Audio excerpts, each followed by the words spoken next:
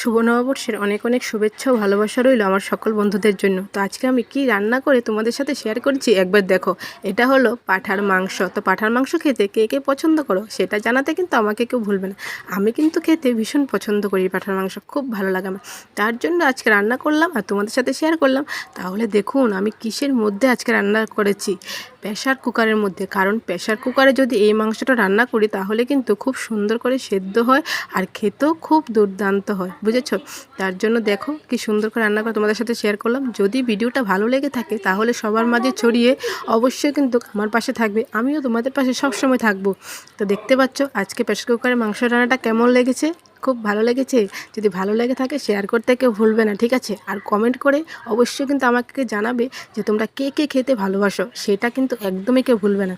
আমি যে ভালোবাসি সেটা কিন্তু তোমাদেরকে জানিয়েছি, তোমরা কিন্তু সেটা আমাকে অবশ্যই জানাবে। তো দেখেছো কেমন হয়েছে রান্নাটা? ঠিক আছে, ভালো হয়েছে?